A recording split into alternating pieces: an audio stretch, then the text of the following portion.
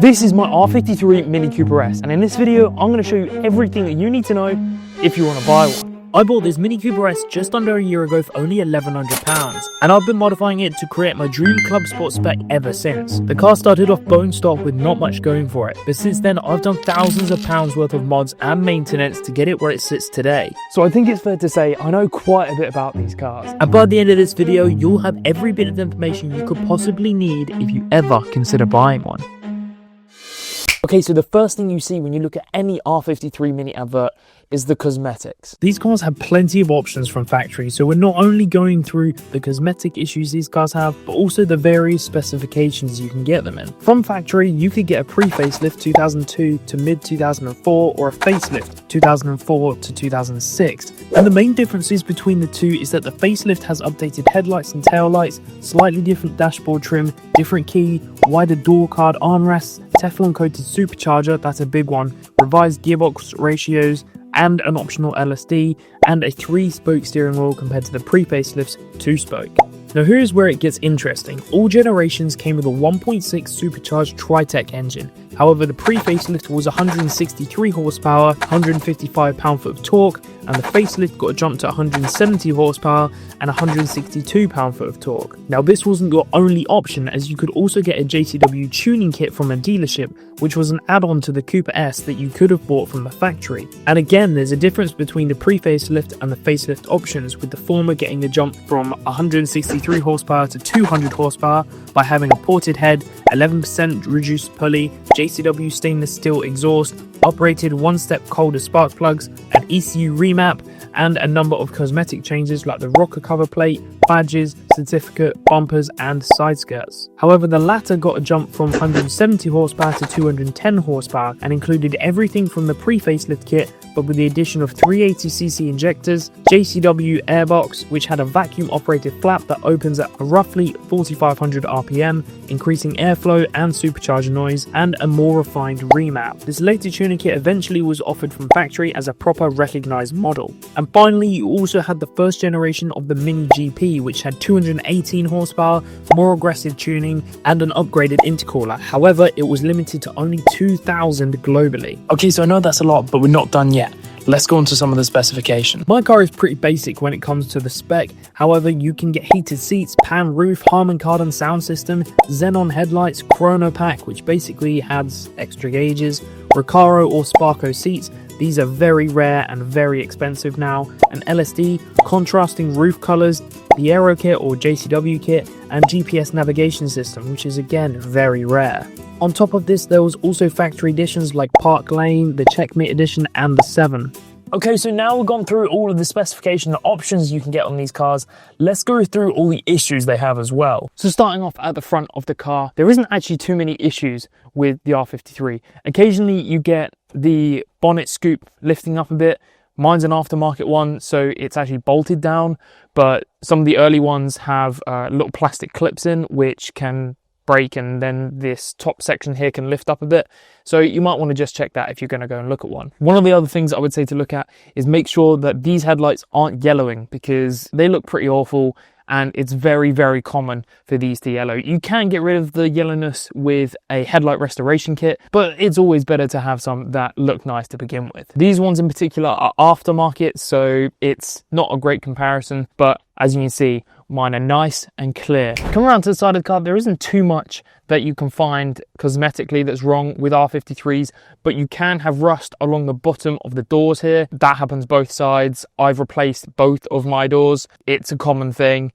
So yeah, just make sure there isn't any bubbling along the bottom of the doors, because that would indicate that there's already rust started to happen. One of the other things is these plastics. Now mine don't really look that bad because I've already restored them, but they can look super faded. There's many tricks that you can do to get them to look sort of back to new. I heated mine up, got the black to come back, and then I put some plastic treatment on it just to lock it in and make sure it doesn't fade as much the second time around. Coming around to the rear of the car, this is where most of the cosmetic problems lie, and I mean, to be honest, some of it's quite expensive. So starting off with the worst problem, under the rear lights. Now this section here is very, very prone to rusting, and unfortunately it's not an easy fix, because this is the whole quarter panel. It basically has to be cut out and a new one welded in and then repainted, and it can be about £400-500 per side to do that. And unfortunately, there isn't a particular side that it's worse on. They are just prone to rusting on both sides. Mine, luckily, hasn't started rusting yet, but the reason behind this is because you have basically the surround that holds the rear light in is pressed into this rear quarter panel, and there's no protection from the rust. So you basically have this little lip. Water can seep into this gap very, very easily, and dirt and grime, it builds up over time, promotes the rust, and unfortunately, then it rusts from the inside out. So you don't know it's happening until it's too late. The other problem you have at the rear of the car is the rusty boot lid. Now, specifically in this area and this area, right above the rear number plate lights, it's basically because this seal behind the boot lid handle perishes, allows water and dirt and grime to get in, and that paired with the heat from the halogen bulbs in those two areas promotes the rust, and it causes the horrific sort of arches you get of rust in those two areas. Mine was so bad on this side that it was actually a hole that went all the way through the boot. So yeah, very annoying. The only positive side is, unlike the rear lights, it's a very simple fix. You just need to find a boot lid in your colour and bolt it on. The other thing you can do is, to prevent it in future, replace the seal before it cracks and perishes, and also replace the number plate lights with LEDs, and that causes less heat, and that paired with the fact you've got a new seal should hopefully mean you won't get any rust in future. Now, the final big cosmetic issue is the rear bumper. Now, mine is in pretty poor condition anyway, but what you can find is the crash bar behind here. If it's had a light tap on the bumper, which I believe mine has, you can get here some little crack marks in the paint. Because that crash bar is so close to the bumper, any sort of stress on it can cause the paint or the plastic to crack, and you can even get some sort of slits in the plastic bumper in obviously both sides. Unfortunately, mine is a bit cracked there. It does need a respray anyway. All under here, it's all peeling, the paint. But that is one thing to think about in terms of not only the fact it's not going to look great, but it will give you an idea of how the car's been looked after, if it's had a little hit and it's not been repaired, or also how careless the driver has been. So now it's time to move on to my favourite part, the engine. Now, these engines aren't actually that unreliable, but if they're not kept up to scratch on maintenance, they really can be an absolute headache. So it's imperative that you follow this guide to make sure that you do not buy a car that's going to be an absolute pain in the ass. Right, so let's start off with the R53's party piece, the Eaton M45 supercharger. Now, they are absolutely fantastic. It's so unique for a little hot hatch to have a supercharger like this, especially nowadays. Everyone's turboing everything. There's not really many superchargers, especially ones that sound like this.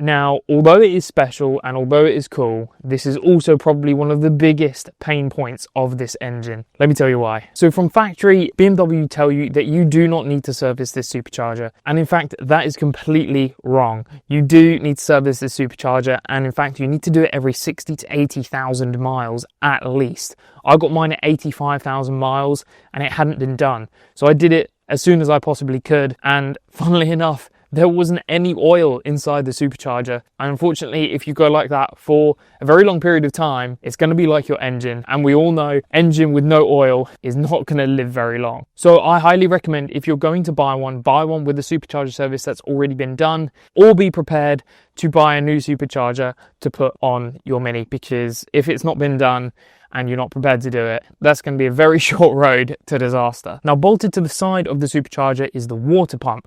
Now, normally if you do a supercharger service, you should also get the water pump done at the same time. Because the supercharger needs to come out with the water pump anyway, you may as well get a new water pump. If that's not been done, again, that's not a good sign for the health of the car, especially nowadays when these cars are 20, 25 years old. They can quickly get to a point where they will not treat you very nicely and leave you stranded on the side of the road. Coming to the driver's side of the car, this is where the timing chain sits, just down here. Now, the problem isn't the chain itself, it's actually the tensioner. Now, the tensioner does what it says. It keeps tension on the chain guides to the chain. Now, if that gets stuck, which it can do, then you have a problem because your chain will be slightly slack. That will cause chain rattle. And we all know a rattly chain is not a good day at the office. So normally if you have a rattly chain, you can actually just replace that tensioner, get tension back on the chain, and it will go away. Sticking to this side of the engine, you also have all of the pulleys and belts down this side. This is where your supercharger pulley will go. If you're looking at these, you'll probably have heard a reduced supercharger pulley. We'll go into that in a minute. You've got to look at your crank pulleys, your idler pulleys, your tensioner pulleys. I've replaced all 3 of those because they were so bad when I first got the car. You need to look at replacing all of those. Again, those things can add up. I think the tensioner is about 80 pounds, the crank is about 110, the idler is maybe about 30, so that's quite a lot in parts, and then you've got to get them fitted as well. Another thing you want to look at on this engine is the alternator. Now, it might not sound like a big job, it might not sound like a problem. Well, unfortunately, the alternator, replacing it isn't a problem, it's the cost of the alternator. Now, you can buy cheap aftermarket ones like OEM alternatives, but I've heard that they can quite often burn out. And the actual OEM one that you can get from BMW, which is I believe a Denso alternator, that is £850 for the alternator alone. And then you've got to get it fitted. So you're looking at a £1,000 job just to fit an alternator. And at that point, it's probably cheaper to go buy scrap one of these and get the alternator off of that, because there's no way I'm paying £1,000 parts and labour for fitting an alternator. Right, now to the top of the engine. Now you want to look at things like the rocker cover gasket. The other thing is the rocker cover can warp because it is plastic, so you may also need a new rocker cover. Also, you can sometimes get oil in your spark plugs. A lot of people will jump the gun and think that it's piston rings. It could be piston rings, but another thing to check is that the seals in the rocker cover aren't perished, because that could also cause oil to go into your spark plug. So just check that before you jump the gun and think it is the piston rings, because obviously that is a massive job in comparison. Now, coming down the passenger side of the engine, you have the thermostat and thermostat housing. Now, the thermostat housing from stock on this are plastic, and plastic in a high temp area doesn't normally work out well. So one common upgrade, and one I've done on mine, is replacing it with an aluminium one. Now that only costs about £30, and I'd highly recommend doing it if it's not already been done when you're going to buy one. Obviously, at the same time, you can replace the thermostat as well, and a lot of people do upgrade them as well. I didn't on mine, I didn't know that was an option, but I would highly recommend upgrading your thermostat at the same time. Okay, now coming down the front, you have the bypass valve. Now that can stick open. They're not a expensive replacement. I think you can get an upgraded one from Rooster Racing for about £80, and then I think you get some money off if you send yours back to them, so they can then refurbish it. Basically, they just put in a better spring so it doesn't fail as often. Another gasket you need to worry about, and one I need to start doing on mine, is the oil filter housing gasket. Now, the oil filter sits down this side of the engine on the driver's side. It is a pain in the ass to do that gasket. It's a very common thing to leak. Yeah, that's another thing to look out for. Just look down the back at this general area, and if you see oil dripping onto the subframe or the drive shaft, then you can probably assume it's either the rocker cover dripping down from the top or the oil filter housing gasket. Now, you also need to check the coolant reservoir and the power steering pump, because they are also prone to failing. The coolant reservoir cracks in this middle seam and it pisses coolant out everywhere. I've replaced mine twice. First time with a cheap budget replacement, that failed. Then I got an actual one and it was fine. Then the power steering pump, I think you're supposed to replace this whole canister at the top as a serviceable item, but the pump that's down at the bottom, they also fail. Some of the early ones didn't have a cooling fan down there, and they could actually set on fire. And finally, generally speaking, you should check the oil. These cars do like to drink oil, so check the dipstick, which is down here. Yours will probably be yellow.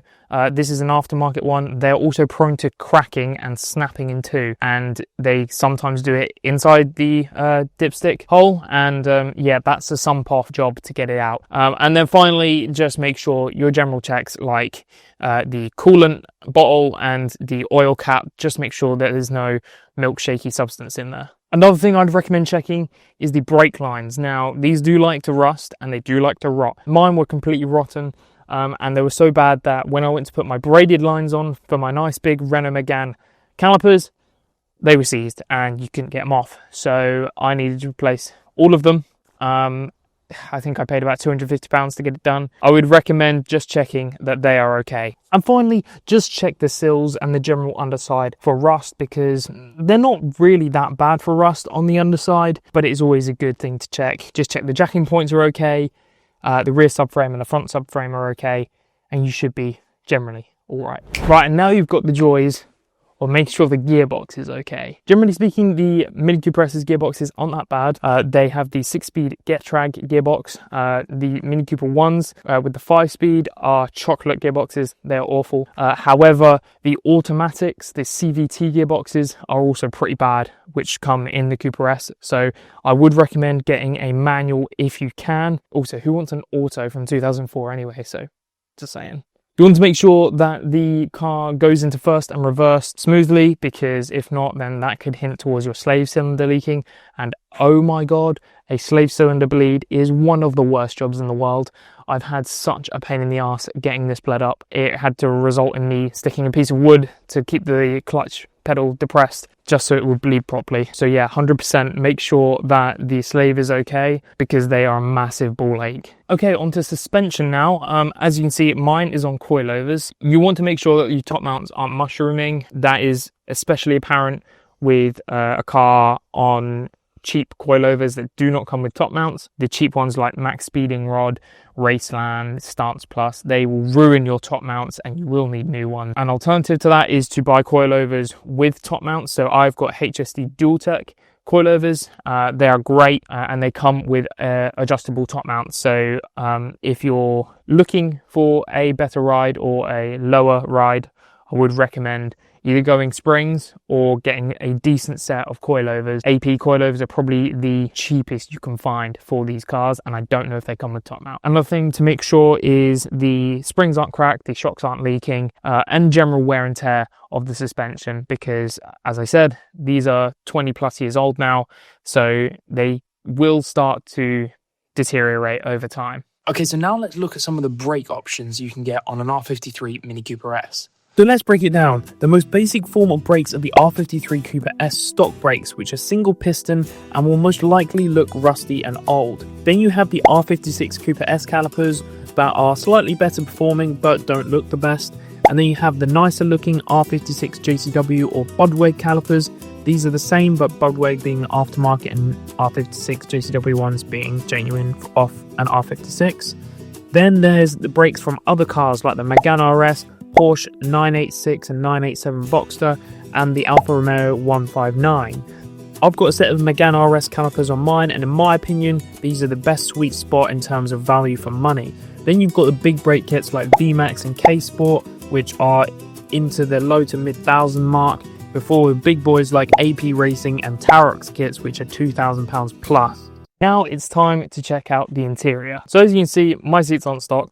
Generally, the stock seats aren't great. They're quite slidey and they are prone to wear and tear. But if you do have them, you'll have a little button down here for the heated seats. Make sure that works, because that can be a pain in the ass if they don't. As you can see, just check your headliner, because yeah, mine's pretty saggy. It's very common to happen. Make sure it's not sagging, or like me, that you're okay with it and you can just try retrimming it yourself. One of the other things is the steering wheel.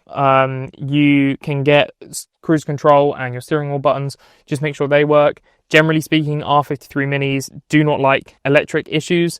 They often have them, and when they do, it is an absolute pain in the ass to fix. So luckily mine hasn't yet. Another thing you want to make sure is that your AC works. You have this little snowflake button down here that will turn your AC on. Make sure that works, and if it doesn't, inspect why and potentially get some money off of the R53. And apart from that, just general wear and tear, like is there holes in the floor mats, how's the carpet, how's the rest of the trim, is there any scratches or dents anywhere. It will just give you an indication of how the car's been looked after and what the owner is like as a person, which can generally give you an idea of how the rest of the car has been looked after as well. Okay, next up is modifications. Now, modifications on this car are very, very common, whether it's upgrades or whatever it may be. But you do want to make sure that the upgrades that your Mini has are actually good ones. So when you look at things like the coilovers, make sure that they're not cheap budget ones, because like I said before, they will destroy your top mounts.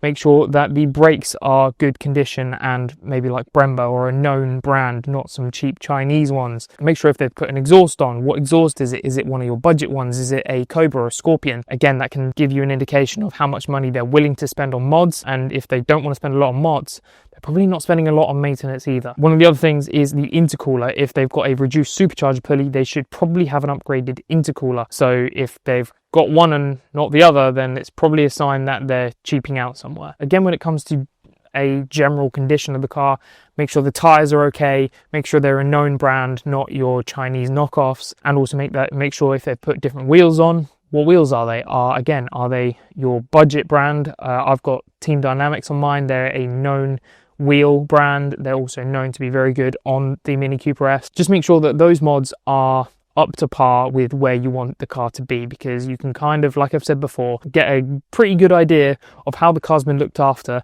with what mods that the person has done on it. Another thing a lot of people don't talk about when they're buying any car, let alone an R53, is the cost of actually running it. A lot of people think about, I can afford to buy it, but can you actually afford to run the car? Now, these are notoriously fairly expensive to run.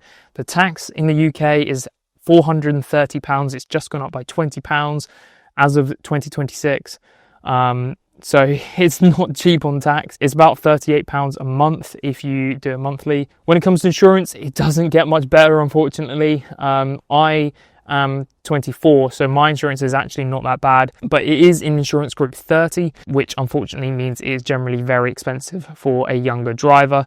You're probably going to look at £2,000+ a year to insure a 1.6 supercharged Mini with 160 brake from standard. I personally pay £350 with mods declared, but obviously I have more no claims discount and I'm older. So if you're of the younger age, yeah, maybe stay away from one of these for a while. And finally, fuel. So people say they're quite bad. I disagree generally. I average about 30 mpg. I can get more. I've got up to 40 before on a motorway drive, and I've got as little as 25. It depends how you drive. If you're around town, you're going to obviously get less. If you're on the motorway, you're obviously going to get more. So I think around 30 is a reasonable place to say you can get out of this car. And finally, to sum it up, I just wanted to cover what sort of questions you should ask if you're looking to buy one of these. Now, I think generally if you're into cars, you will have an idea of what questions you want to ask when you're going to buy one. However, you may not if it's specifically to an R53. I would look to ask for questions like, has it had a supercharger service?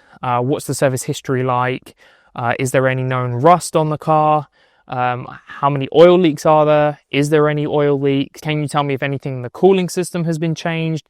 Again, that's a big issue on these cars and a lot of known problems in that system. What about the timing chain? Has the tensioner been done? Has the chain been done? And then things like your clutch, has that been replaced? Has the rear main seal been replaced at the same time? What about the power steering pump? Has that been done? Again, that's a big job and it's a big issue on these cars. And then I think generally you got to ask questions about how it's been looked after. So when were the brakes changed? When was it serviced? How often do they change the oil? Think questions like that, because if they really care about the car, then you'll find that they'll not only know the answer to all of those questions, but they will also tell you the right answer to all of those questions as well. A lot of these questions are not only trying to find out what the car's history is like, but also what the owner is like as well, because you can get a lot of understanding of what an owner could be like based off just some simple questions like that. And just like that, that's everything that you need to know if you want to buy an R53 Mini Cooper S. Don't get me wrong, there's loads that you can talk about on these cars, things that could go wrong. I've probably missed a few bits, but the main things have been covered in this video. So hit that like and subscribe button because I really would appreciate it. I'm hopefully going to do a lot more videos like this in the future. So comment down below what sort of videos you would like to see, and if you like this one. See you in the next one.